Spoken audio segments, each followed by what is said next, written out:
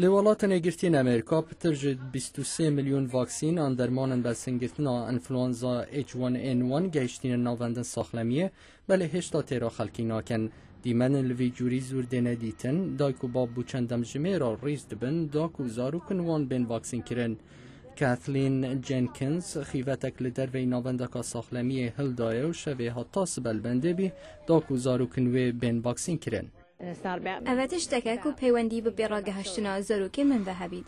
دیگر کو ناوی نخوشی انفلوانزا برازایه بله ویروس H1N1 لبرازا بمرو و ناهد و گواستن پول زیمرمن جودکاره. کاپیش سازی برازی به چه آوایی ضرر دیتی از هیوی دیگه مشیه با بجنی انفلوانزا و نزالیایی یان تشتک دن.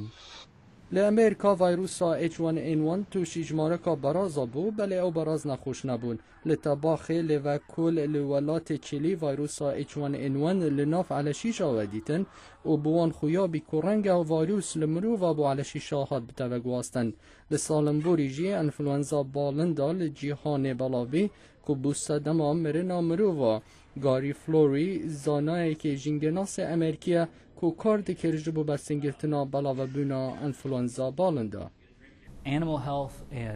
تندرستی آجالان مرو وان پیک و گریدای نوگلک پیدوی پیک و بین دیتن. فلورید بجید 75 صده نخوشن و گر لمرو و بو آجالا آن برو واجی دین و گواستن به تایبتی آسیا و خورتر بلاو دبج بر زیده بینا حتنو چونه لجیهانه.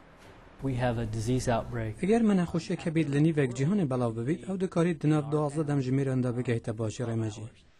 شارزاین ساخلمیت بیجن جبلی بلاو بینا نخوشی پاتنو چونه او ویروس بریکا بازرگانی جی بلاو دبید لوادا یا چینه کرینا گوشت براز امریکای بربند کر هر وان نخوشی ها بناوه هاربونا چلاج آجالا بمرو و آهاد بگواستن. ام گوشتی دفروشی نسرانسری جهان اولما منت نه کسانه کو سفر دیکن ما برهمت آجالی جهان کو دیگران. جبلی وان صدمان ویروس به بردوامی خود گورن و بوهی اوج ببتا اگر کادی جبو بلاو بینا نخوشیان بینرین هجاف راپورتل دنگ امریکا هات پیشکش کرن.